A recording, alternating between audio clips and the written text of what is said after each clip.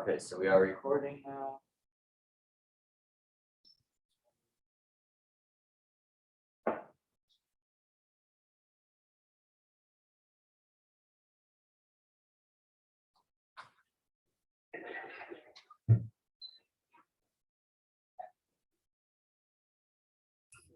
Check, check, check. 1, 2, 3, 4. Welcome. 1, 2. 1, 2, 3, 4, 5, 6.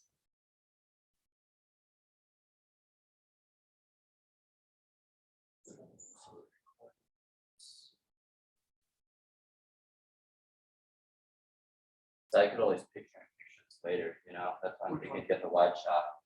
Okay. Like, you know what I mean? And because you can send slide decks When to you're, people, I think this is the best move. Agree? When you're video editing? Rather than trying to go back and forth, right, with that shared. Yeah, Be yeah. consistent and a good video outcome. I'd rather picture in picture the content. Vice versa. Even if I have to do that on my own. I'd much rather do that. This is a safe bet. So play from the beginning.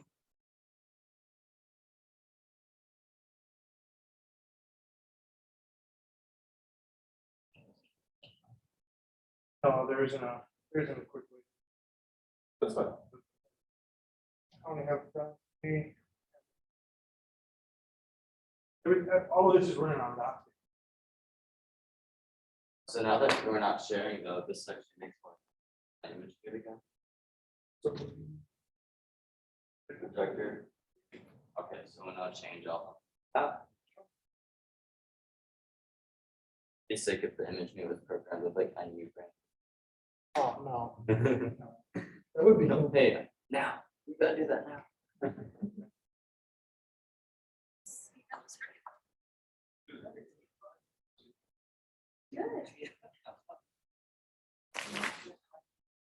Hi, everyone. Michael. We have Hani here, Oh, fantastic. and he brought his laptop just in case, but. We're all set up. I've already got your presentation up. In good shape. Nice to meet you. Perfect. To meet you too.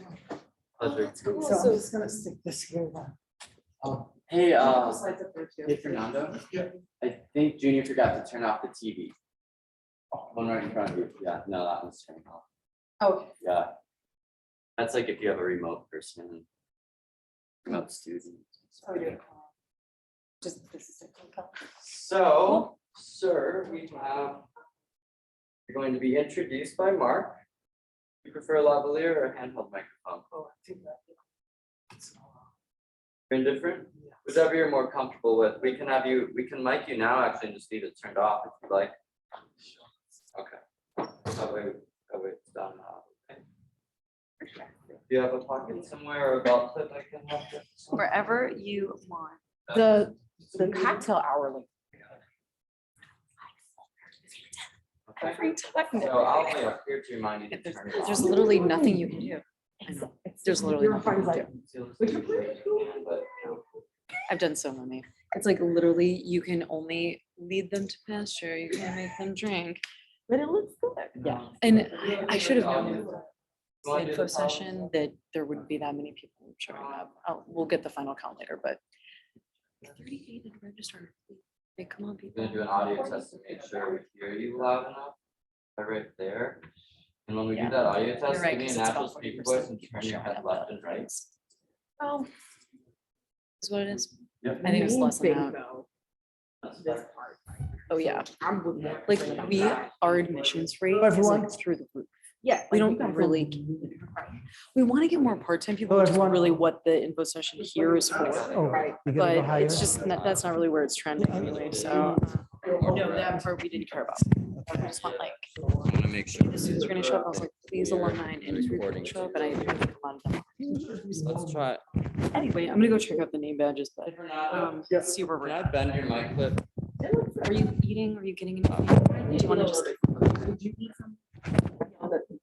Can bend, Yeah, yeah, you can twist Go it. ahead. So good. I was like, oh, Hello, everyone. How does this sound? Do you need help with anything? We're glad to be here this evening.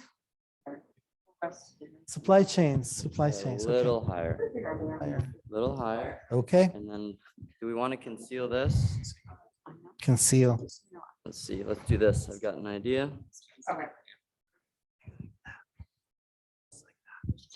Right. One more time. Hello, everyone. Welcome. Testing, testing, testing. Sounds good. Very good. Good. Perfect. Very So good. We're gonna go ahead and turn that off now. Switch off the top. And then I'll show you the slide.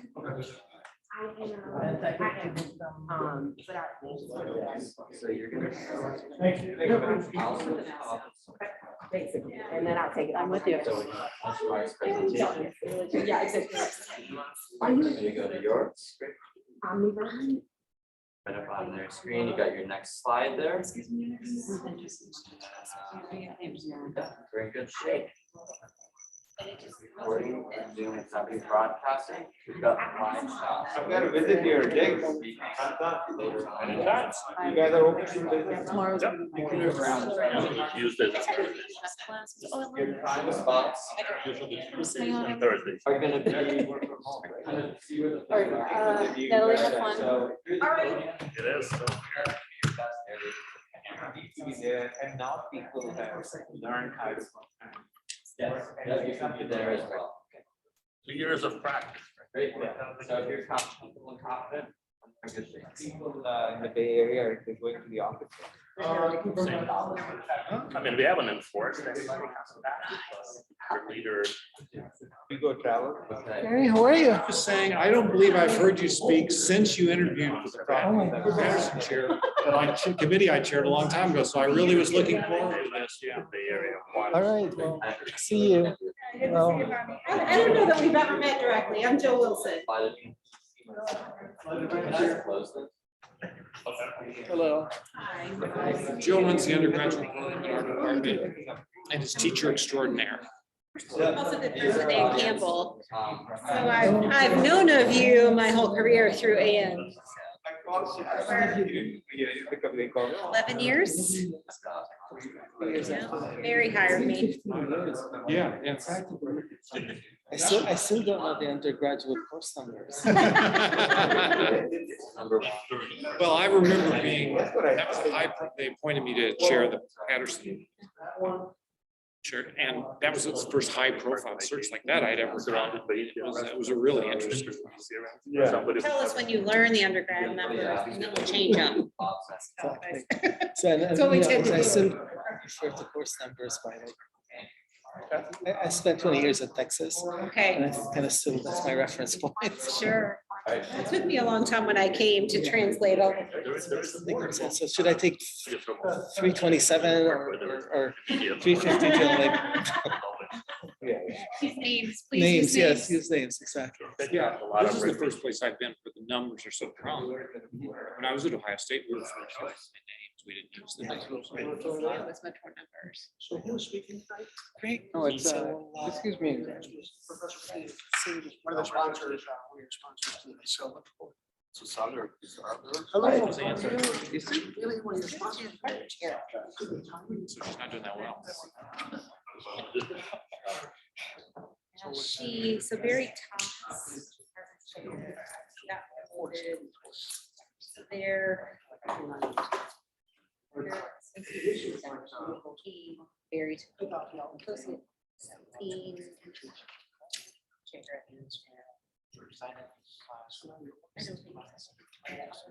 think she just got it like. So how do you know I'm sure they need 30 weeks from now? Yeah. Well, and there were pieces of it, but Supply chain efficiency, this optimization.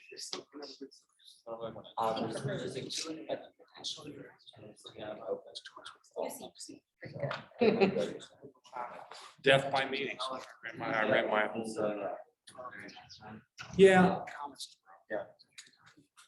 How you just, the problem for me in my whole all of it.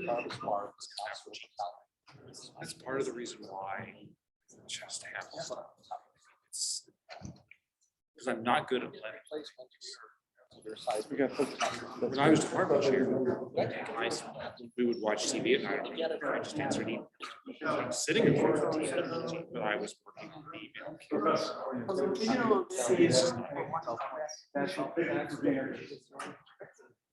I've been working on.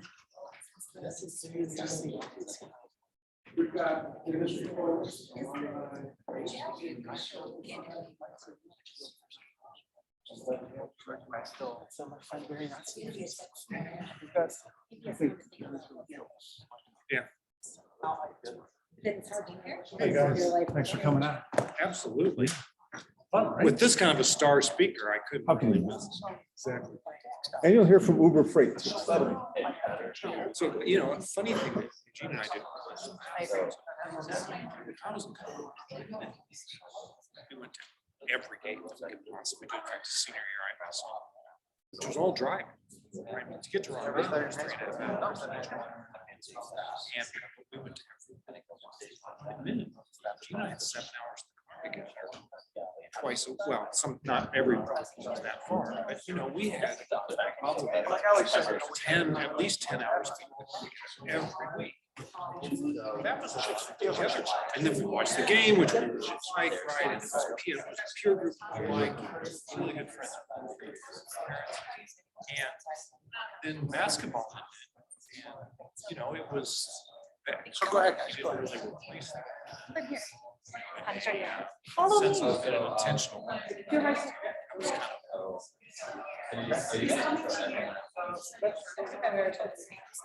I knew that part.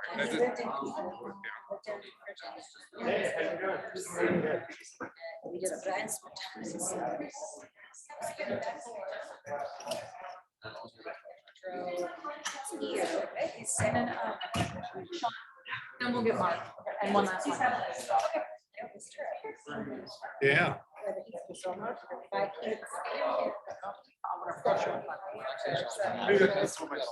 Yeah, We're gonna get you in this one. but we also, like, I think. Yes. Oh, Sam, I'm definitely looking at it, right? How are you? I had my last exam today, so I'm just gonna get to enjoy the You're presentation. good. Yeah, you're in great shape. It was a very interesting quarter.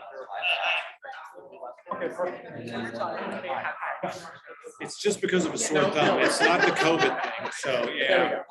I've got.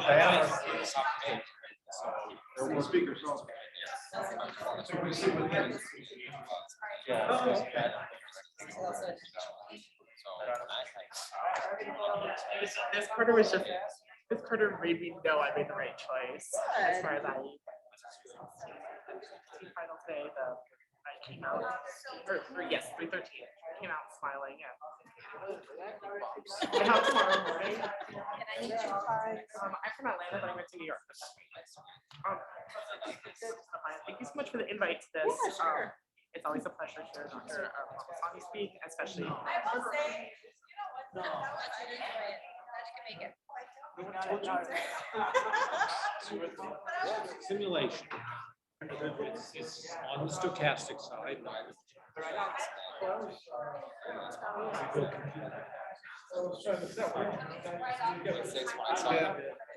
That wasn't enough.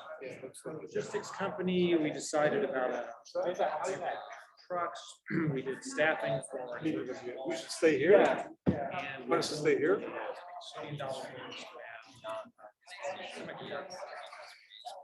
That's 45 cents.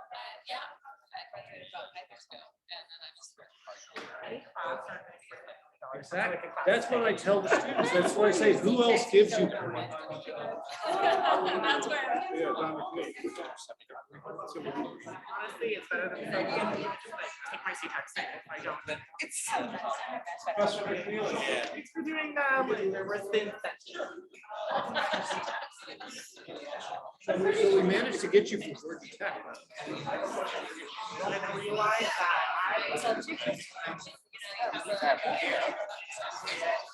even though it turns out that my program is a little more engineering than I expected, I ended up declaring data science. I know documents.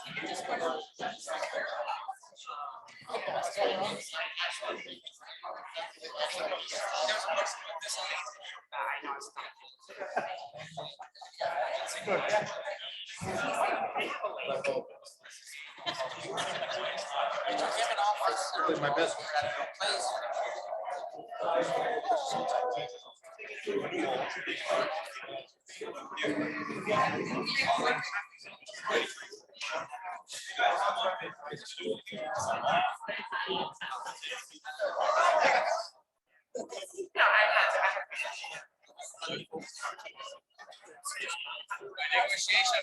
During COVID, I heard it, but ever since I haven't.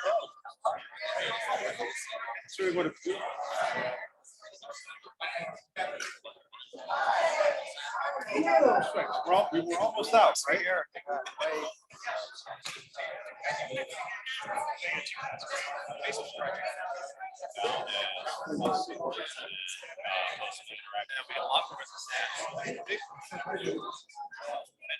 Like right now, it's just teams exercise. My office is kind of bedroom, full bath. I'm gonna sell this place. I want to sell the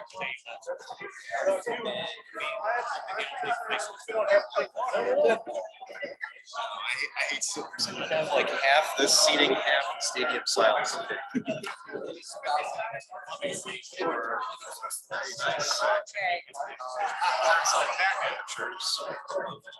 They're always expensive.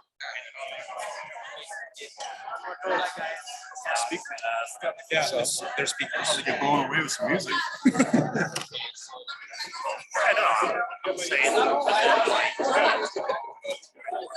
At the reception desk. When you come, just come in. I don't even like have these, you know. If I see these up, I don't know why everyone is sitting in the backside. Yeah, I like. I think there are still plenty of them.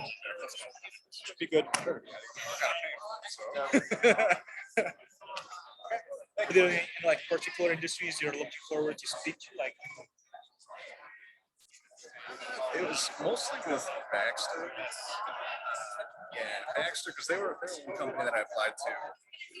That's what we need.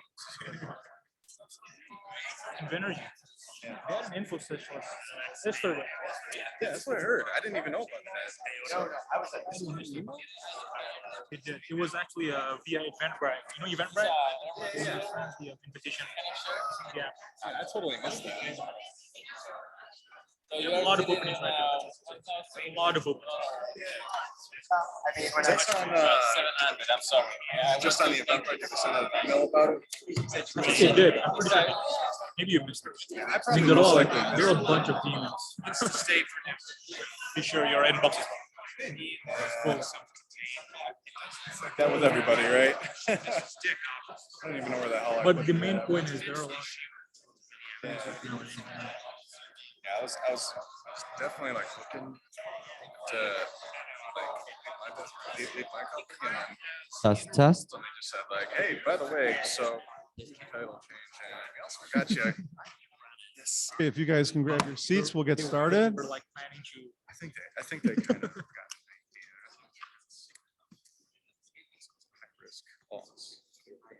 All right, welcome. Welcome to guests and faculty and students, as well as our guest speakers. My name is Mark Werwath. I'm the director of the Master of Engineering Management Program. We're going to have a very interesting industry night tonight, very supply chain and logistics focused. I think it's very timely given where we are in the world these days. Our agenda for tonight, after my quick set of introductions here, we will have Professor Mamasani with us, Sagar Shah and Belle Merciewski. Professor Mamasani is from the Transportation Center, and Sagar Shah and Belle are from Uber Freight. And I want to mention that Val is also an alum of the program, so it's always good to have an alum up here speaking.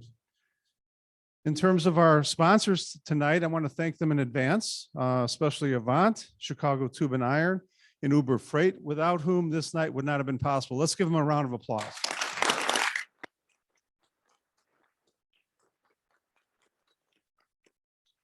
And we're going to have a quick talk during the dinner for those who are staying for dinner from Chicago Tube and Iron CEO Professor Don McNeely. So we'll have him at dinner. In the meantime, our keynote speaker tonight is Professor Hani Mamasani. He's the William A. Patterson Distinguished Chair in Transportation.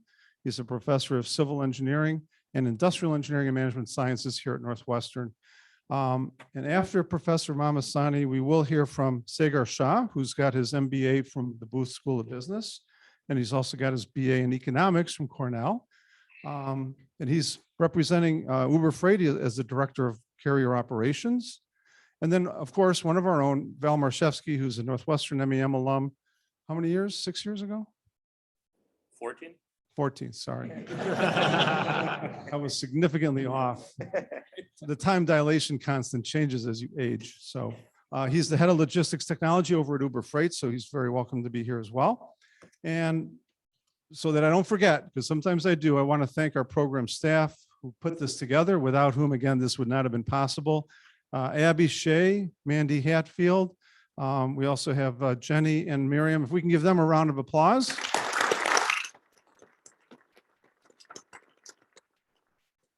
Our event staff as well, Michael Osterhaus, which he's an event specialist, and we're really happy to have him on board. So let's give him a round of applause.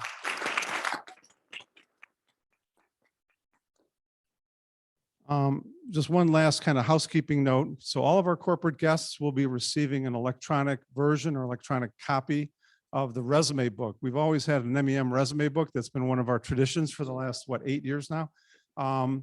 So you'll get it electronically. We chose not to print it out this year. All of our students have been looking forward to this dinner tonight. So hopefully you can help them network with our corporate guests, right? Our dining room facilities will be just down the hall. We'll guide you through them after the session tonight. And then once again, thanks to all our sponsors. With that, I'm going to turn it over to Professor Mamasani. Hani, please come up. Thank you.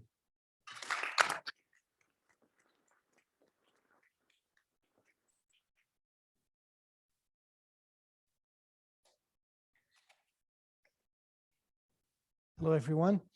Thank you very much, Mark. It's a pleasure to be here with you to talk about what else? Supply chains. Talk about supply chains and logistics. What I'm going to try to, this is going to be more conversational than, no equations or anything like that. We're going to try to address three simple questions. First, what has happened? What has happened during and through and post-pandemic. We're also going to ask what is happening now, supply chains, and then maybe peer into the future, what might happen to the extent that anybody has any clue anymore about what's going on with supply chains. But we'll at least look at some of the factors that we're watching, and also look at some trends in terms of various technologies that may be changing supply chain of the future. All right, so I'm going to start with a quote by our 39th distinguished Patterson lecture speaker. Her name is Ann Drake. She was the CEO and president of DSC Logistics, and then founded an organization called Awesome, which is devoted to the development of women executives in logistics and supply chain, and also has subsequently founded a similar organization called Lincoln Road. So what she basically said, and that's an important statement, is that we are finally waking up to the fact that the supply chain is how every tangible thing in this world happens. And the pandemic has taught us anything. It has put the term supply chain and logistics at the top of everybody's awareness and consciousness. And all of a sudden, now there is respect for supply chains. So that's a starting point here.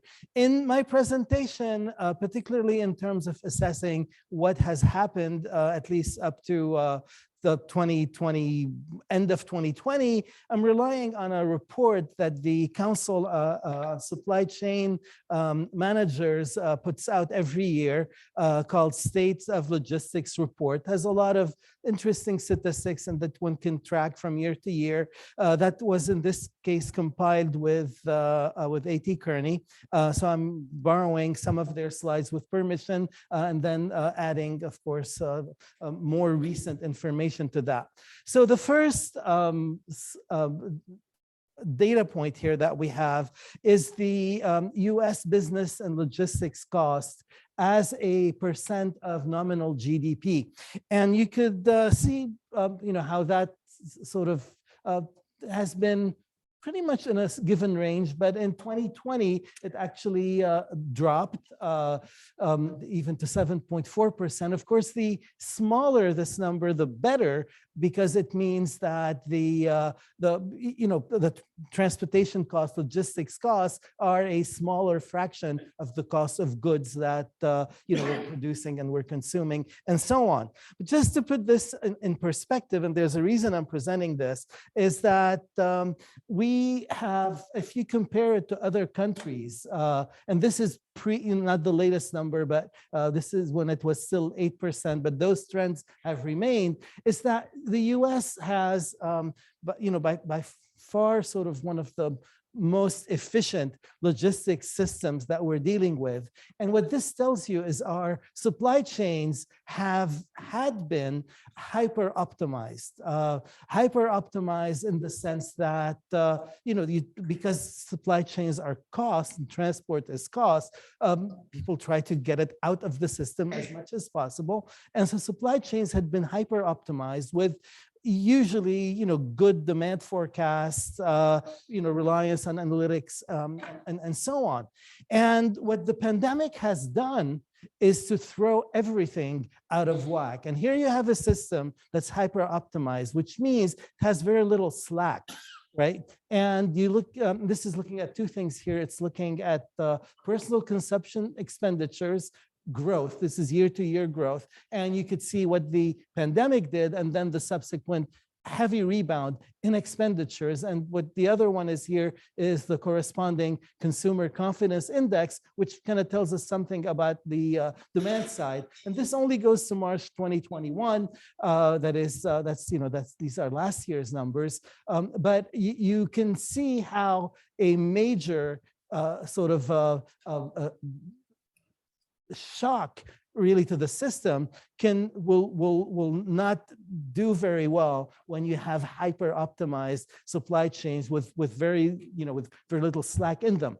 Now, as it turned out, the overall system has certainly the transportation side of it has weathered those shocks quite well. And the story is, of course, well known. You had lockdown, that ran out of everything. People stopped spending on certain types of, on experiences, etc. Then started buying a lot of goods and hoarding, etc. So the story has been told over and over, and here we can see some of those numbers. Now, if you look at, again, this is looking more at sort of what has happened.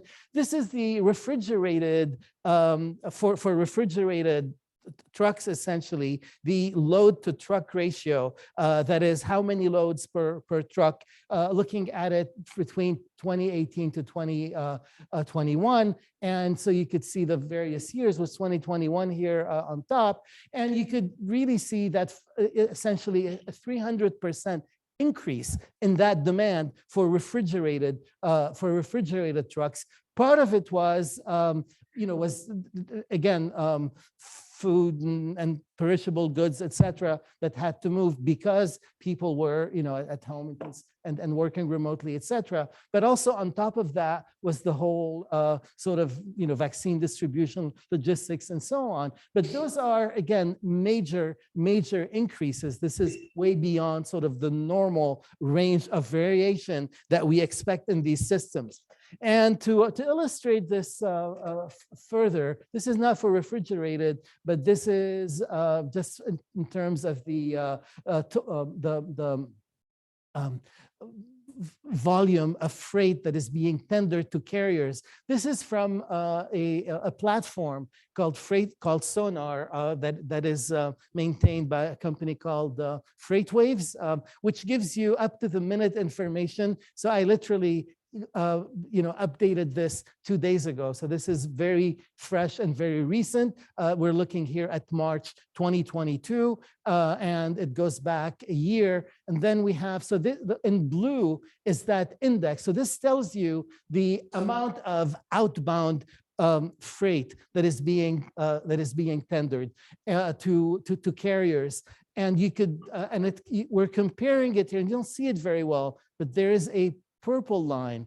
There's a purple line here that's next to the green one. And that purple line is for the previous year, and the green one is for the year before that, that is 2018 to 2019. And so, so you have here pre-pandemic, then you have the beginning of the pandemic, and its continuation, and you could see that jump. Now this index, think of it like a Dow Jones type of index. It's an index of freight that that is sort of meaningful in relative terms, but you have a roughly 50% increase to pre-pandemic levels in terms of the freight that is that is moving. And so that is a major increase in demand. So what happened with all of that, this is another index. This is the outbound tender reject index. That is when a shipper is sending a load to a contracted carrier. That carrier has the option to reject it if they cannot accommodate it at that, at that rate.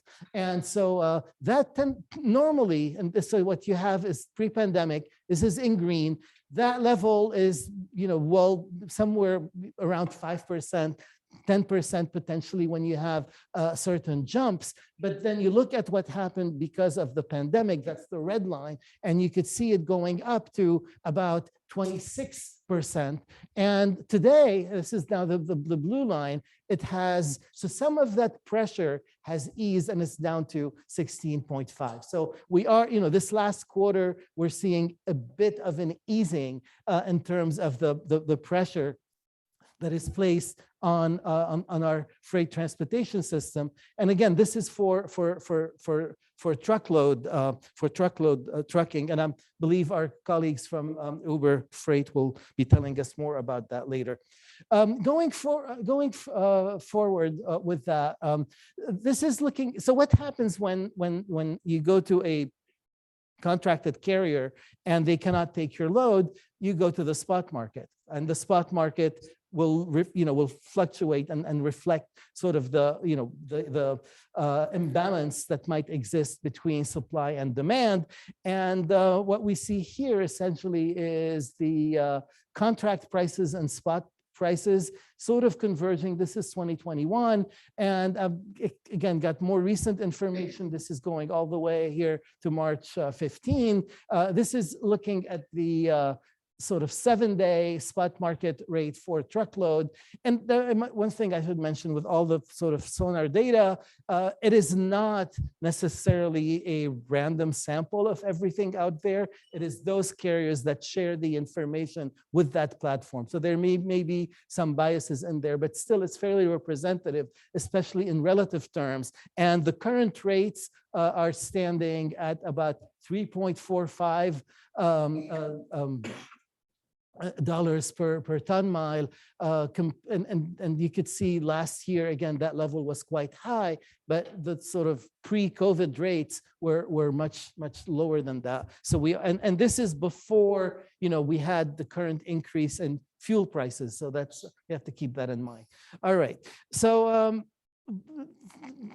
and the other thing is you have imbalances in certain markets. This is looking at that spot rate between Los Angeles and Dallas. Los Angeles and Dallas is a major corridor where you have a lot of imports that are being discharged in Los Angeles that are then moving inbound. And you could see that inbound rate currently has dropped a little bit. Again, has been dropping this past quarter. This case is $2.56. A year ago, it was 2.88. So there's a bit of an improvement, but that's only recent. Whereas normally it would be more, closer to $1.50.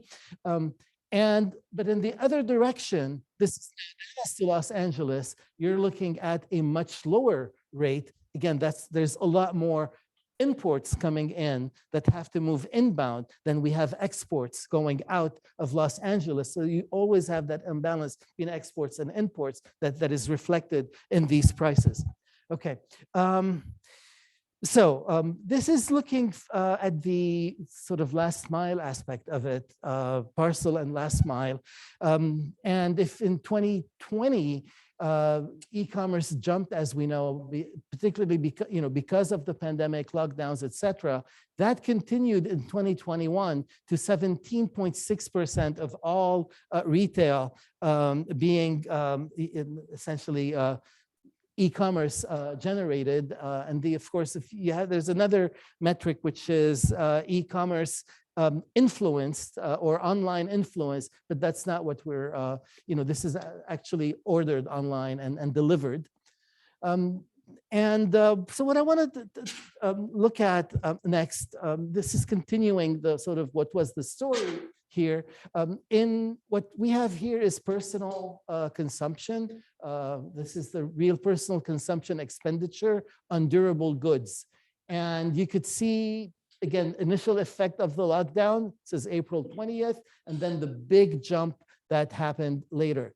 Now, what that did to the truck tonnage, so the index is in blue, and then to intermodal rail freight, which is in red, you could see that big drop, in intermodal rail and also in trucking, and then the subsequent rebound. Now, there's a lagged response in sorts, but you could see that the rebound in intermodal was faster than the rebound, the initial rebound in trucking. There was a longer period to recover. So we've done some analysis. We had a study that we were doing in collaboration with the American Association of Railroads to sort of compare this. Again, part of what we're trying to get at is what's going to happen next, right? And so and how can we characterize that recovery? And so we did some some analysis where we took the historical trends and in this case, again, we're looking at the at carloads. Okay, so this is weekly average carloads for intermodal rail. This is again when you're moving, full container loads, and we did kind of a time series analysis of that. We did some modeling. And we projected what might have happened. And so the projection is in purple. So we took the data right before sort of January 2020, that is pre-pandemic, the last quarter before the pandemic. And we did some time series modeling and we projected that. And that's your purple line there with its confidence interval. And then we plotted the actual values of intermodal. And so what you could see here is that this recovery is in fact put us beyond what would have been sort of the natural level had those trends continued. We compared that to the previous recession, which was 2006 to 2009, the big recession. And there, in fact, that trend, when you project it out, was, in purple with that confidence interval, the recovery was well below that. So in terms of impact, in terms of recovery, we were and continue to be way ahead in terms of demand, whereas after the sort of that big recession here, you could clearly see how we were below the projection, again, based on the time series modeling that we did. And that was the case clearly for intermodal, which reflects most directly what we have with e-commerce, et cetera, and durable goods. You look at grain, we had a similar pattern. And whereas again in the previous recession, that was we were below those the projected trends. We had that in grain. We saw similar trends in for chemicals and lumber. Those were sort of things reverted back to the previous trend. The areas where were below trend were coal and oil, where we've had sort of structural kind of reasons for seeing those declines. All right. Looking at water and ports, and of course, all of us have seen these images of ships that are waiting to get into the ports, to Los Angeles in particular, and Long Beach. And, then started out, we had 30, that was a very large number, 50, very large, 75. It went up at one point at the maximum, was at 110 ships that were just waiting to get into the ports to be unloaded. And so that was, and that's just the queue, and that gives you a really good measure. And what you see here, this is the container index. This is the rate now for moving a container this is dollars per 40-foot container, and you can see the jump here that went all the way up to $5,000 or $6,000. I'm going to show you that it actually went all the way to $20,000 if you're looking at China to the U.S. But what the latest numbers, though, that we had about the queuing at the port were very encouraging. In fact, the Port of Los Angeles serves on our center's business advisory council, so we get fairly direct information from them. Today, the ships waiting are down to about 45 or so, which is a good number. But apparently, those that are en route, there's a much higher increase, those who are en route. But with the latest disruptions in China because of increasing COVID cases and the sort of the Shenzhen port and Shanghai, that's creating yet more uncertainty in that process. So this is looking at the rates from China to North America to the West Coast. And whereas pre-COVID, you could move your container, your 40-foot container for $1,400. In March of last year, it was up to $4,200, and today it is at $16,241, and it had, like I said, it went up above 17.5. If you look at what it costs to get it to the East Coast, that's $17,000. It's a little more to the East Coast because it has to go through the Panama Canal and, of course, pay about $1.5 million just to go through the Panama Canal. And again, compared to a previous base of about $2,600 previously. Okay, so we did, as part of our study, we looked at sort of the intermodal supply chain, starting from when containers arrive at the ports and to then moving either by rail or by truck all the way to the manufacturers or distribution centers, the retailers, to the sort of final shop or last mile delivery. Okay, and we in fact visited a lot of those and talked to the various players, and where the bottlenecks emerged were at all of these points. But one culprit through all of this were chassis. Okay, why chassis? So as it turns out, when you move a container and you want to kind of move it, from the port, where it's being stacked, to say a rail terminal, you have to put it on a chassis. And so for all of these drayage moves, the truck moves, you need chassis. And it turned out that chassis were in short supply. They were in short supply because the demand increased, obviously, and the system was hyper optimized. Because of that, those who had chassis kept them. So even though they no longer needed them, they were hoarding them because they wanted to meet their own needs. And when you do not have chassis, it means that you cannot actually, there is no more space at the port to unload these containers, and that reduces the throughput of the port, and that increases the queuing at the port, as well as these ships that are waiting. So a very complex system with many parts, with multiple actors, with really no coordination throughout, because those who, the entity that handles the chassis is not the same entity that is moving the trains, not the same entity that's doing the drayage, nor the same entity that's unloading at the port, or the carriers that are bringing these containers into the port. And all of this normally works beautifully, but when you stress it to the extent that this demand did, ultimately you see the kind of disruptions that we have been dealing with. Okay, so the story about chassis was really a revelation to us, because who would have thought that is the chassis shortage that's having all of these effects.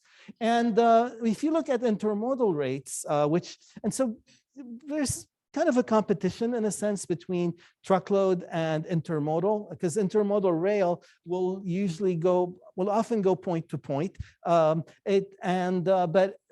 trucking obviously has fewer steps involved, and so there's but when trucking was experiencing the pressures and had driver shortages because of COVID, etc., intermodal rail was continued to function, and the rails kept moving. And if you talk to the Walmarts and Amazons and so on, they were relying on rail as much as they were relying on truck. And if you look at the rates again, currently this again based on Sonar, roughly about 2.49 overall, compared to pre-COVID, we were right about 1.5 or so. And if you can sort of compare it to oops, let me just move on here to truckload rates, and they again they've been getting in a very similar range because of the again increase in demand that we're dealing with. So some interpretations and expectations it's that rail did move intermodal freight, but there were several supply chain bottlenecks. I mentioned the chassis availability as being the main one. In some instances, there were fewer containers because they were going right back to China in particular, because of the shortage that they had there for export, trucking in terms of primarily drivers, but also storage space at ports, at transload terminals. The intermodal process, as I showed, is a complex one. And with various interviews that we had done way back in 2020, we could pretty much predict a lot of what we saw. In terms of the current disruptions, with the future revealing capacity pressures, certainly a lot of fluctuation in pricing, spatial reorganization, particularly in sourcing, and with many companies trying to sort of build an inventory cushion, which brings in the kind of another part of this chain, which is warehousing. If you're into real estate or you're into investing, you're, I'm sure, aware that warehouse costs, rents, etc., have been going through the roof. It's sometimes referred to as the Amazon effect, because Amazon had been sort of buying out and leasing all sort of the urban warehousing space that they can find. That trend continues, and as supply chains are being redesigned, the whole sort of warehousing element of it is playing a very important role. Now, some trends in closing here.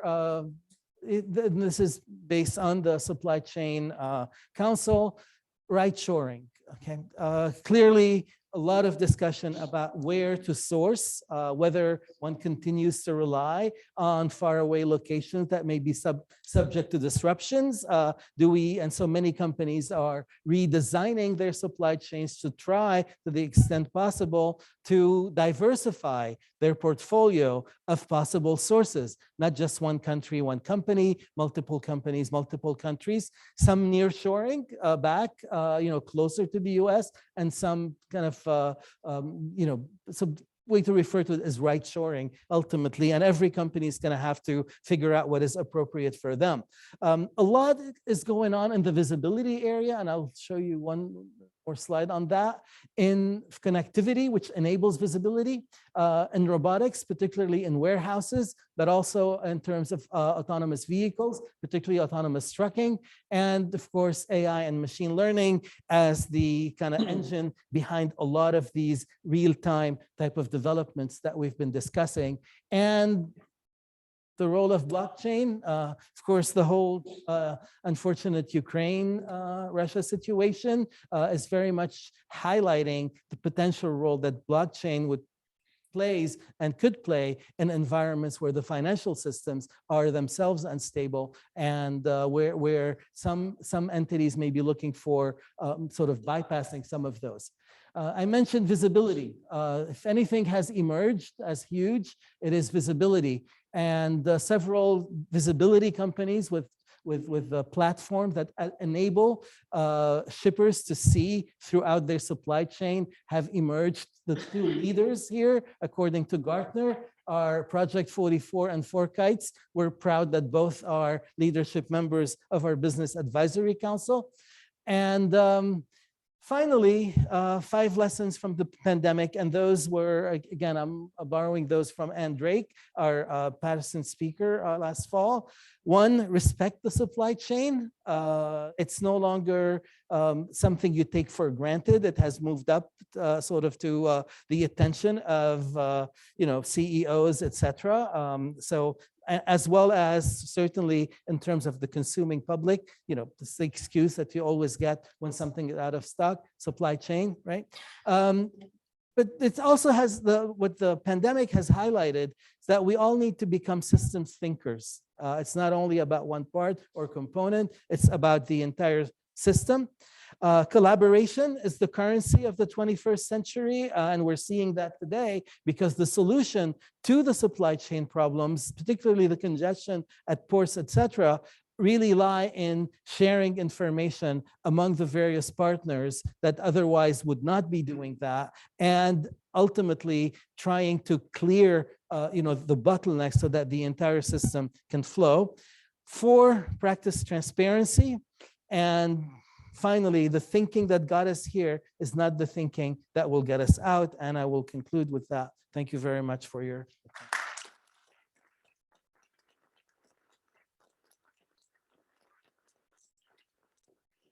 There'll be time for questions after.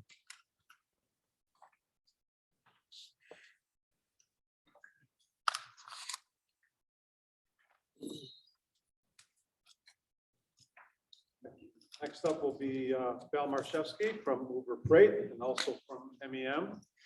14 years ago. Oh, I'm sorry, Sigurd.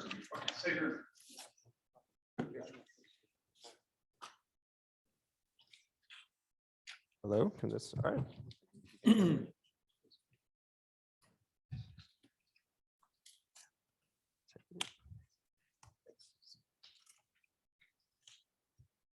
All right, hello everyone. My name is Sagar. I'm with Uber Freight, joined by my colleague Val, who will be joining up here in a second. Thanks, Professor, for the presentation. I think some of what I'm going to be talking about will be similar and touching on some similar themes, but then going through Uber Freight. And for everybody's context, Uber Freight is a part of Uber. We're a third-party logistics company and really excited about sharing what we've been up to over the last 5 or so years while we've been building this business. But first, I want to talk about Chicago. We're all here in Chicago. But whether you know it or not, Chicago actually plays a very important role in the world of logistics. Back to the 1850s, when the largest post office in the United States was built right in our own downtown. And that was because Chicago was really the center of warehousing, distribution, commerce, and with a lot of the large manufacturers and retailers, Montgomery Ward, Marshall Field, all being based here, a lot of package, mail, commerce was really flowing through Chicago, and therefore was the creation of the largest post office in the US. Whether or not you've been reading up on local real estate news, the post office has gone through a very large renovation, about $1 billion renovation, and has been reopened after decades of being empty, and has recently been populated by a ton of large corporate tenants, Uber Freight and Uber being one of them. So we're really happy to call the post office our new global headquarters for Uber Freight. And we're also hiring and have an amazing new office here. So for any of those interested in careers with Uber Freight, Val and I are here, and we will also share our emails at the end of this presentation. So why are we here today? And talking a little bit about the state of the industry, expanding a little bit on Professor's presentation, and I think you'll see and hear some similar themes. I've been living the logistics supply chain world over the last several years being at Uber Freight. I'm sure many of you didn't know or didn't care about supply chains or how the products and things that you use every day really got there until recently. And this has really been a headline and something that's been in the news and top of dinner table conversations for all of us. And it's because the pandemic has really turned things upside down. The products that we use and love every day are not on store shelves, or unable to get our cars on time, or have to pay a lot of extra money for used cars. And we're seeing this really play out in all elements of our economy. And so why is this? And what's really been the driving factors? And there's a demand factor and there's a supply side as well. And on the demand side, one thing that shifted pretty meaningfully at the start of the pandemic was the shift between goods and services. People stopped consuming services. They weren't going to restaurants. They weren't going to the movies. They weren't going on vacations. Instead, they started buying goods. They started buying new furniture. They started buying cars, et cetera. And you've seen this huge demand shift over the course of the last couple of years. With that, you've seen a huge scale up of imports from Asia, international, into the ports. And this has created the bottlenecks that Professor was talking about before of ships, large ships waiting upon each other and creating bottlenecks to actually get those goods out of the containers and into trucks and into people's homes and stores. And then what actually compounds with all that, shipping costs go up. You have to pay more for those goods. Shippers need to pay more for actually stocking their shelves with those goods. And then on the supply side, right when the pandemic hit, driver employment went down. People were scared of being in vehicles and interacting with other individuals. And at the very start of the pandemic, consumption even dropped off, and a lot of drivers fell out of employment. And even though that's steadily been recovering, it's still not what it used to be versus pre-pandemic levels. And a lot of the recovery has actually come from things like local freight and LTL, which are kind of your last mile deliveries. But even long distance truckload, which is critical to the supply chain, has recovered more slowly. And by the way, this is on the backdrop of an already aging driver population, of it already being less attractive for new entrants to go into trucking after they leave school and to start their career. And then on the other side, Professor talked a little bit about chassis, but also just equipment, trucks themselves. It's taking longer to actually order them. There's a chip shortage, and there's been sort of a backlog in terms of actually getting and creating new trucks to get on the road. So this has sort of a compounding effect, right? Fewer trucks, fewer drivers means bigger backlogs, which makes it even harder to continue to create more trucks when those ships are, containing the chip shortages that are impacting us all. And then another really interesting shift that we've seen on Uber Freight is actually the shift in capacity itself. And so in trucking, if you're a carrier, you could either be a carrier that employs drivers. So a lot of the large fleets will employ individual drivers, or you can be a small carrier business and an owner operator in which the driver actually owns their own small business. They might have themselves and a family member driving, and that's it. It's a two-person employee company, and that's it. And we've actually been seeing a huge shift to that model over the last couple of years for a few reasons. One is they're seeing that there's a lot of money to be made in the industry. Why am I going to be an employee of a large company when I could just go out on my own and make more money and have more flexibility? And that's exactly what we're seeing. So we're seeing this shift away from employment with large fleets and more people starting their owner-operator authorities.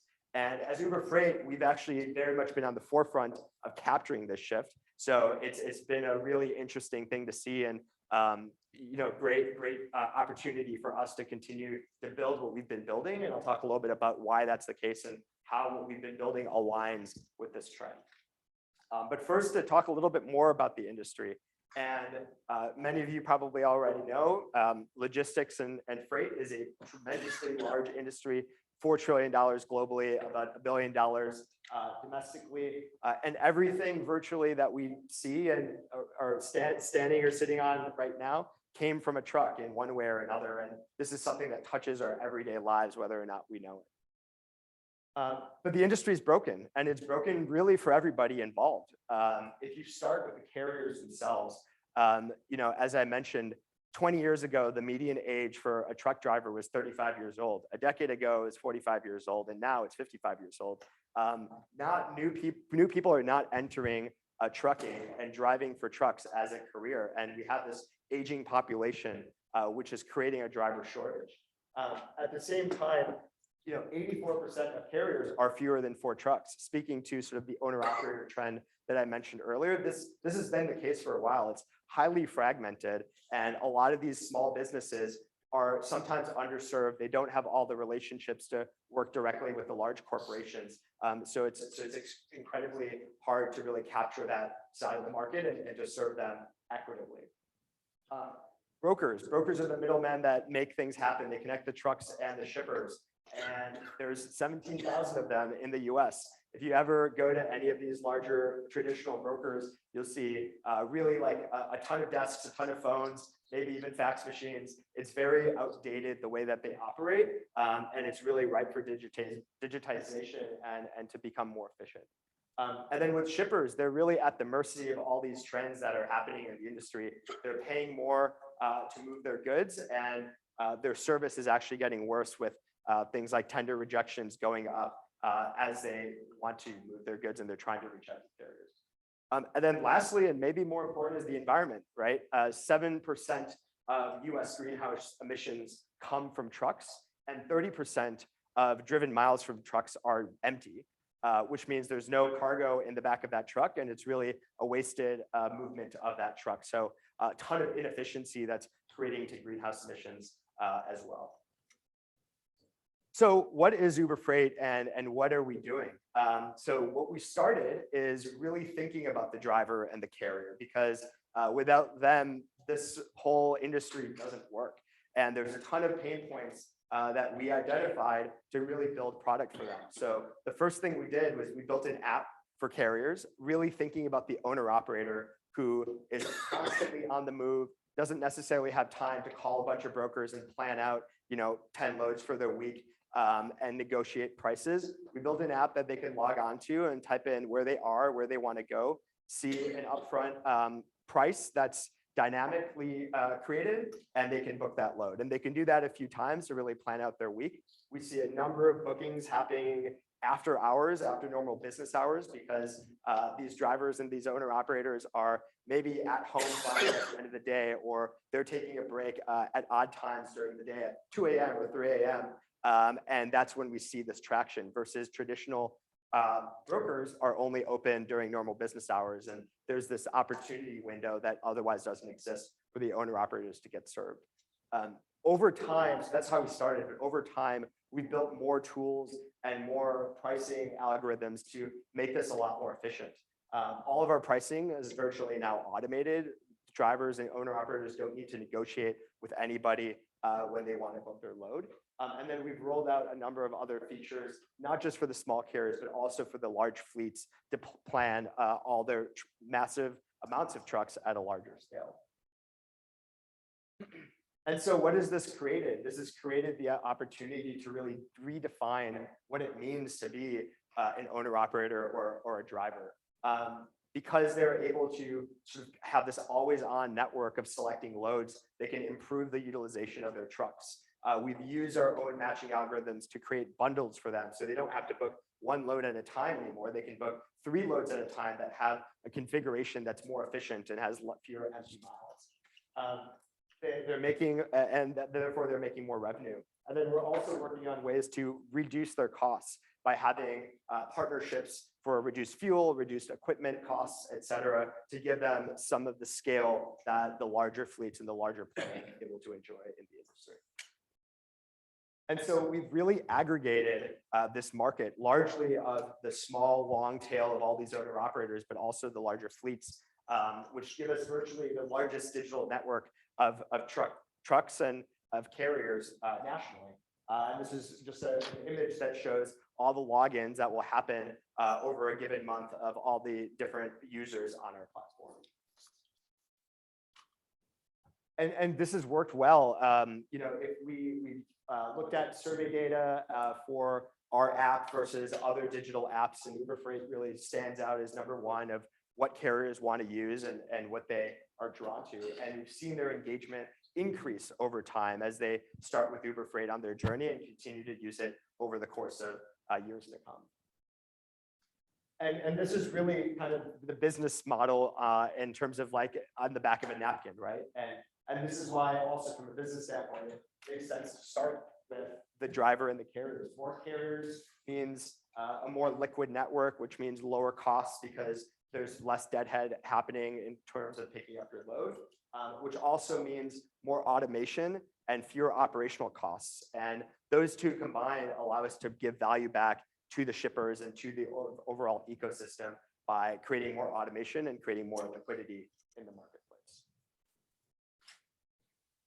And so what does this actually look like, you know, in real time? This is sort of an example of a load. A driver is, you know, booked the load on the way to pick up that load, breaks down because they have mechanical issues. So then what's going to happen? Well, another driver happens to see that load pop back up on the Uber Freight app. Minutes later, we'll book that load. And then there it goes on the way to pick this up. It's very much like an Uber where you're sitting at home waiting to be picked up and your driver cancels, but then it automatically finds you another driver. And there you go. In a few minutes, you are back to where you're going. And we see this happening all the time. And it's kind of becoming a self-healing network to create more reliability in the overall freight ecosystem. And then back to what I was saying earlier, in terms of sustainability, we really want to do our part, and it's necessary that we do our part to reduce deadhead miles to address, you know, the 7% of greenhouse emissions that come from trucking. In addition to this, also a lot of work that we're doing in partnerships to create electronic vehicles and partnerships to deploy electronic vehicles onto our ecosystem as well. But through things like bundles, we've already started to see 25% reductions in empty miles versus what we saw before the creation of the product. And we've been working with a lot of the large household names. Of the Fortune 500 companies, we're working with 100 of them. This list here, I think alone represents $1 billion of annual freight that is moved. So huge opportunity, and we're really just getting started. And lastly, really excited that we've made an acquisition. We've recently acquired a company called Transplace, which is a fourth-party logistics provider that has a ton of relationships, a ton of operational expertise working with these shippers at a fully outsourced basis. A lot of these shippers will go to Transplace and say, hey, I may not have the resources or necessity to work with 10 different brokers or build out all these capabilities in-house. I want to outsource it all to you. And they work in that capacity. And with that side of the house really being accelerated through Transplace and the carrier marketplace that we've built at Uber Freight, really excited about sort of this logistics cloud that we believe we can build together. So that's a little bit about what we've been doing as a business overall. And then Val is going to speak more to what it looks like day to day and some of the challenges and opportunities this team.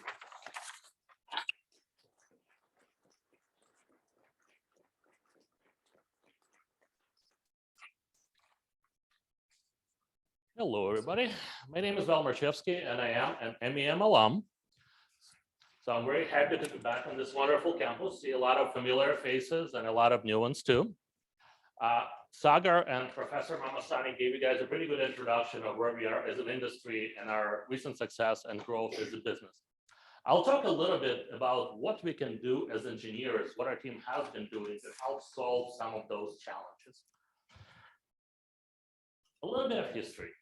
Uber Freight is still part of Uber, and we have grown pretty rapidly in Bay Area, ingesting some of the best technology that Uber, our parent company, has developed. Think of the rides business today, the eats business, ability to understand the demand, supply, what needs to be transported is inherent and really vital to our business. So we built a stack of software for Uber Freight ultimately there. However, as we transitioned and pivoted a little bit towards Chicago, moved into our new beautiful office, this is where we're gonna rebuild our engineering team or build it for the future. As you can see, Chicago has been extremely attractive for a lot of companies. There has been 173 pro-Chicago decisions made by large corporations to move or start their business in the city. Given that we have a lot of investment capital, you have 12 new unicorns minted in Chicago. This is the data that I'm using with permission from the World Business Council of Chicago. And at the core of that is the logistics industry. A lot of the money goes towards logistics. Guess what it creates for us is a fantastic pool of talent for operations, for accounting, and of course, for engineering. So I'll talk a little bit about the pillars that we're looking to extend in Chicago that power our large ecosystem. So first and foremost is our data science.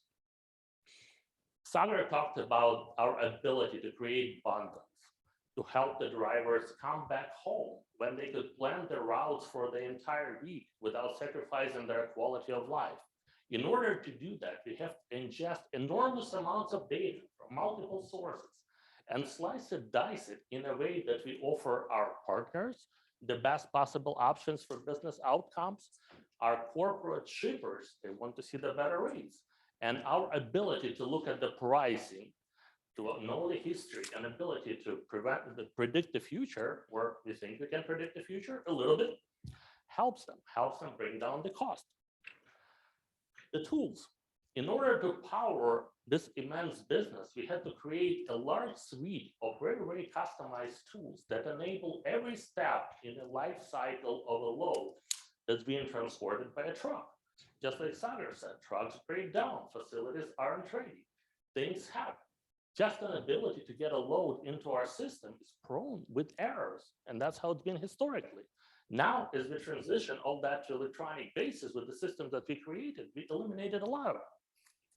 And of course, pricing. Knowing the history of pricing, knowing the market conditions, we can do the best we can using the state-of-the-art machine learning, artificial intelligence to give both our carrier partners and our corporate shipping customers an ability to get the best rate and get the best business outcome. So here's a couple of examples of how we've been able to apply the data. This is the cost of moving a load in terms of an overall pricing index. As you can see, year over year, you're able to bring the cost down across the entire set of market conditions, from the most demand-constrained market to the loosest market possible. And that's where our systems, knowing that there are deadhead miles, as Sagar said, there used to be 30% of those. We know who's doing it, we know where people are going. That gives us an ability to predict the best possible carrier with the best possible rate, with the best possible quality of service. And we're able to leverage that into better pricing many times. The other important aspect that we're doing as engineering team is create automation. Again, the industry is historically very backward. A typical brokerage was run by an individual with a notepad in a dark warehouse that used their know-how to predict business opportunities and try to leverage them. There was no economy of scale. There was no understanding of market conditions. Even though those people were really good because they enabled everything we got out to that point, there's so much more that we can do. Currently, in order to create a load, we can ingest electronic data. In 94% of the cases, the loads are created automatically in our system. For every load that we have in our system, we can assign pricing automatically without having to have people sift through logbooks or spreadsheets or whatever. And the most important for us is that 92% of our loads are automatically booked. That means the entire life cycle of the load, from the point a corporate customer indicated their desire to ship a container or whatever, something, to a truck driver receiving that order and picking it up, 92% of those cases happen without human interaction. Electronic order comes in, it pops up on the app, the carrier accepts it, and there it goes. This is an example of a customized tool that we've built. If you look at actual elements of this page, it doesn't look that much different from Facebook. We use the same latest and greatest technology that's used across the enterprise software industry to power those systems. And the point of this, wherever we see issues in the life cycle of a load, where we see problems, we see inconsistencies, we see pricing differences, wherever our system cannot automatically resolve it or auto-heal a certain situation, we are building an intuitive suite of tools for our operators to be able to react to that properly. And of course, why are we doing this? So our goal is to simplify the movement of goods to help communities thrive. And of course, part of it is helping those communities in the time of need. During the COVID-19 pandemic, we had to step up and help our carrier partners to actually run their businesses. Imagine what would happen if the trucks didn't run 2 years ago. There were so many issues. We provided care packages to many, many different carriers. We organized disaster relief shipments and provided them to the necessary areas. And for that, we won the American Logistics A Network Award that we're very, very proud of. We moved 41 million pounds of goods across the country while providing support meals to our community. Just by the numbers, our relief supply was 928 loads, 1.4 million of in-kind donations, and 29 million pounds of goods that were moved. And this was during various hurricane problems that we had to respond to. And we're very proud of that. 70 tons of relief goods, 15 million pounds of donated supplies that we've been able to provide jointly with our corporate partners. Last but not least, the horrible situation in Ukraine, something that near and dear to me, that's where I grew up. Again, this is another place where Uber has been able to step up and use our corporate resources to help people.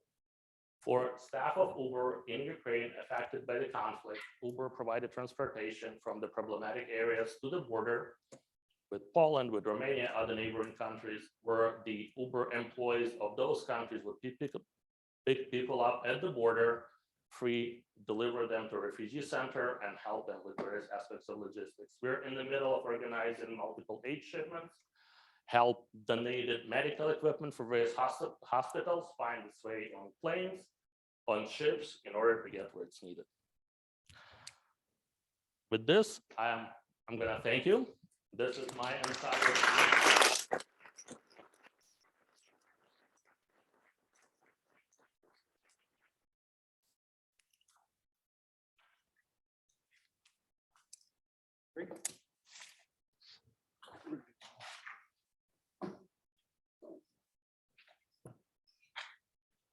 So Professor, we're going to have some Q&A now.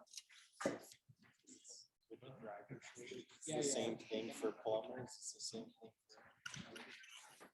for these jobs. There's no kids on it. All right, so start firing away with questions. Please raise your hand, and I'm sure one of the speakers maybe tell us which speaker you'd like to have answer the question.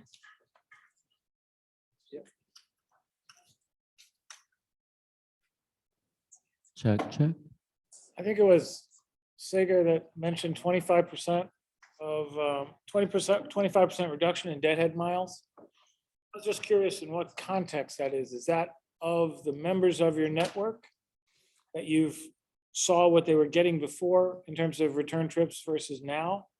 Yeah, so that's since we've launched our bundles product. So anytime we see a bundle happen or booked on the network, we see that the deadhead miles associated with that are 25% lower than the typical carrier who might just be booking their loads organically or before the bundles product was launched. Over time, how does that affect the pricing that the shippers then receive? The shippers would receive consistent pricing. I mean, that's going to be independent of what we would negotiate with the shipper. So typically the way that over time, the idea is that we'll take costs out of the system and that return value. But on a given load, the way that pricing typically works in the industry is that it's decoupled. A shipper will negotiate a rate with Uber Freight. Uber Freight will independently negotiate the rate with the carrier. Yep. Can you hear me? Okay. I'm right here. So you spoke about the driver shortage. You know, demographics getting older and people are retiring. I feel it's a similar problem across several industries. You know, there's less machinists, there's less plumbers, electricians. So I guess what are you guys doing to compensate for that? You know, if there is a driver shortage, you know, what steps are you guys taking?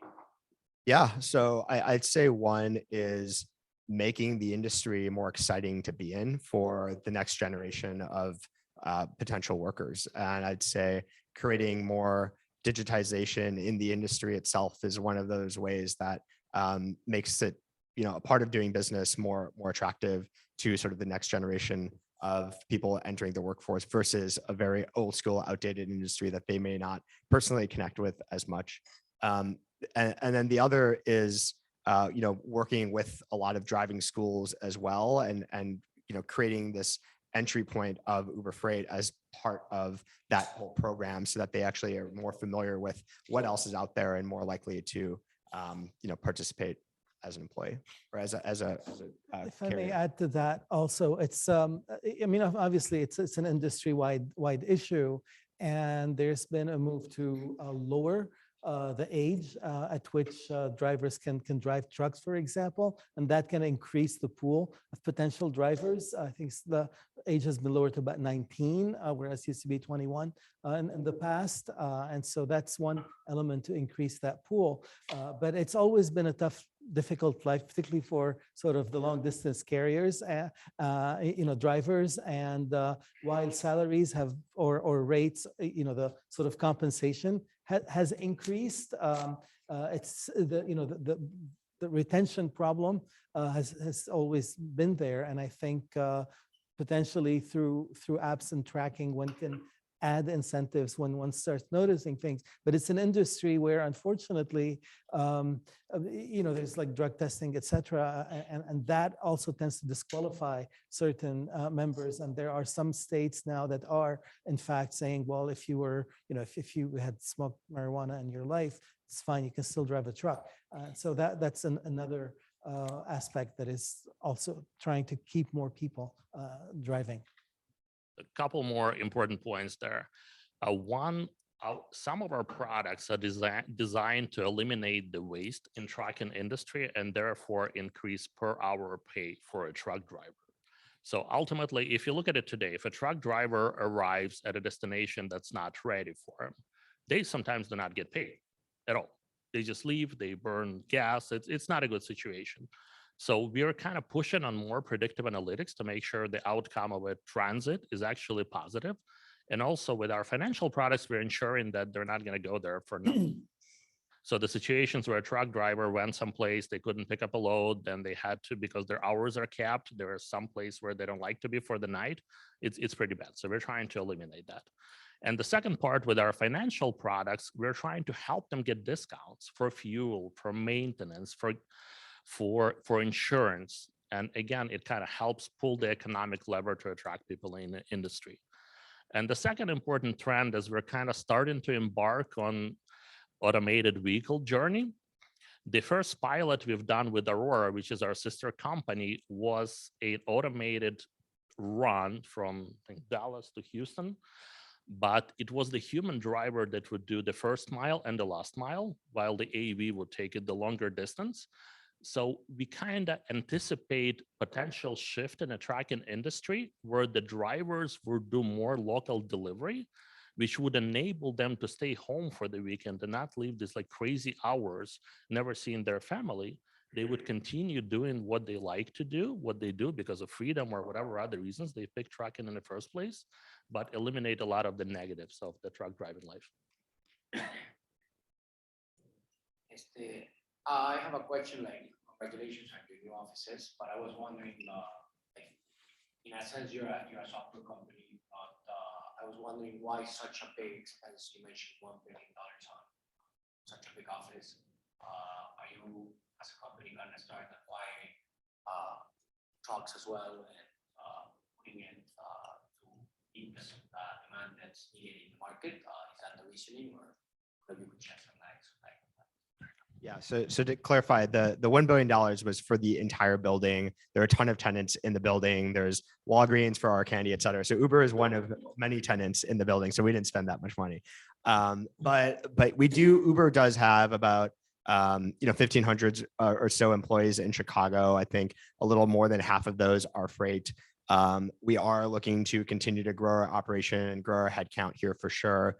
But it still requires a number of people behind the scenes to talk to customers, to talk to carriers, to troubleshoot issues. We are more efficient and can scale more quickly than the typical traditional brokerage, who would require multiple of those types of employees if you go to any large brokerage. But there's still a human element, absolutely, to kind of intervene, if that answers the question. Mr. Malmasani spoke about the chassis-related bottlenecks created by the chassis being hoarded by those who had them. Seeing as you all are brokers and not, holding the chassis, how did those bottlenecks or other related bottlenecks affect your practices and your brokering behaviors? Yeah, so certainly impacts a lot of what's going on at the ports. Uber Freight doesn't, we currently don't have a meaningful drayage operation or anything directly at the ports. However, a lot of the downstream impact of that is still felt through things like rail. And if more things are moving on rail, or if there are seemingly more drivers that are going to make more money going to ports because of the chassis shortage, for example, that's going to have downstream impact. So I think overall, the driver supply and carrier supply issue can continue to compound. But us personally, we haven't been doing direct loads at the ports. Yeah, just whatever you mentioned, like the transportation really is more cheaper than truck. Like in the long run, like there will be policies which will be shifting the fleet towards like rails. So how are how is like Uber prepared for that? And especially the rails are like privately owned in the US. So right now, I think the difference between the rail and truck on the average is about 20%, maybe a little bit more now. So in reality, so first of all, we purchased a company called Transplace that does rail and intermodal. So we have entered that business, and we're currently working on potential synergies between traditional trucking and rail. So that's happening. However, you also got to look at it through the lens of your delivery expectations. Truck is faster, typically, because with rail, you got to drayage to a yard, wait for a particular train to pick up your container, get to whatever place. So then you're basically working with the schedules of railroad. While with trucks, you often command your own schedule. So the question is, do you want to pay for a premium service to get your goods there fastest, or you want to go with the cheaper rates? I think over the time, as we continue automating, continue improving efficiencies, and hopefully we'll unlock a lot of those with our integration with Transplace, the rates will come closer. But right now, we're just starting the journey. If I may add to that, the rates, of course, they change and fluctuate, and they vary by market, because in some markets, rail service is really very good in terms of essentially have block trains that go point to point with no braking and reforming trains and so on. And so it becomes fairly reliable. In other markets, of course, it's not. So there's quite a bit of variation. But in those markets where rail is really competing for intermodal, we had done some interviews with major shippers. And in fact, they really didn't know how things were moving. For a lot of them, they're kind of perceiving a similar level of service, they only know when something goes wrong. And so if that train is stuck in Nebraska because of snow or ice or whatever, then of course they know. And it's like, why did you send it this way, not another way? But in many ways, that what we found during the pandemic, that there really was a lot of complementarity that was being offered that enabled the entire freight system sort of to respond to that. And as colleagues mentioned, in fact, there's increasing opportunities to use rail in some places to substitute for trucking because it is cheaper. It's also environmentally more desirable. And I think that's part of the impetus in some instances to really kind of have little more reliance on rail. Though the US, certainly compared to Europe, for example, in terms of freight, moves a lot more by rail, say, than in Europe. Time for one more question, and then we have to wrap it up. Back over here. So my question is again regarding the driver acceleration that you discussed, that you're trying to make it more exciting to join the industry, but I don't see why somebody would aspire to be a truck driver per se. And again, talking about the in-between mile, why are we not working on the last mile and the first mile? Is there any chances of using drone technology or moving from cargo to step vehicle to cargo vehicle to increase the step and the last mile? Tough one. Yeah, look, I think, I mean, talking to a lot of drivers and carriers myself, I think a lot of them do really like being drivers. They like seeing the road. They like the experience of meeting people. They like the equipment. They really actually nerd out around trucks and all the equipment and outfitting their trucks. They really love it.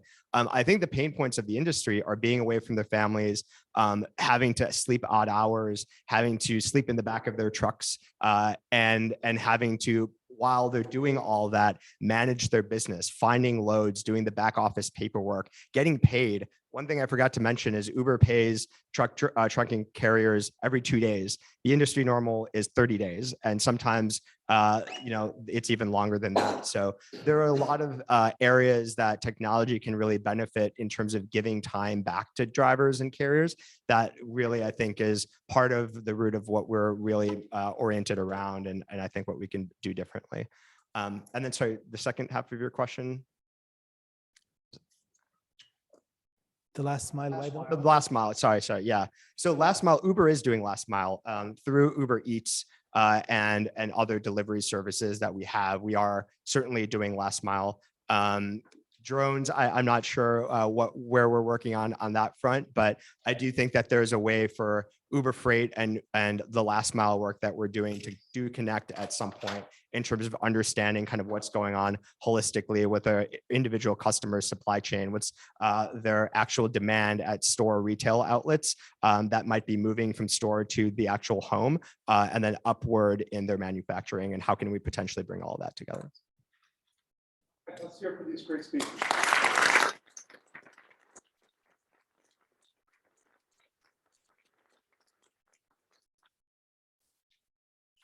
Okay, before heading off to dinner, I wanted to acknowledge a couple more groups that I didn't acknowledge earlier. We've got a lot of great MEM faculty in the room today, and I wanted to have them stand up and let's acknowledge these great faculty that are with us today. I know Professor Nelson, all of us stand up, please. Professor Nelson.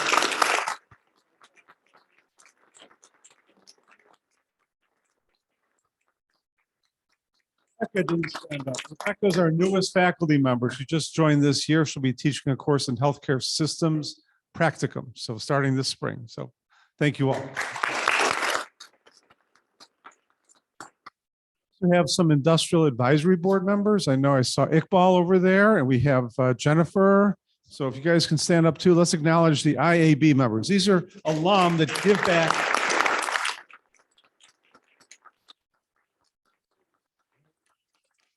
Awesome, thank you. With that, let's now break for dinner. So for those that are actually attending dinner, we're going to be down the hall in the Kotler Dining Room. So we'll have some guides that'll take you there. Otherwise, I want to thank you all for coming tonight. I hope you enjoyed this, the talks. We had some great speakers. Let's hear it one more time for our speakers. Let's thank them.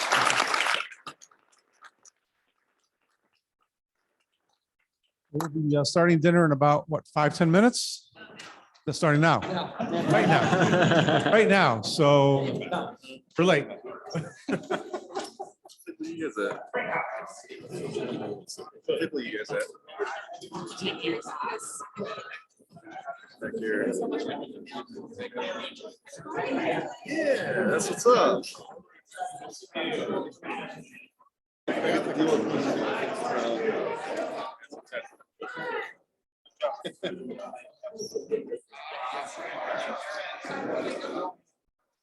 Buenos amigos.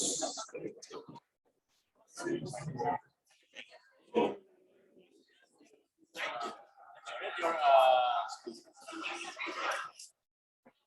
comments, activity. Market, really very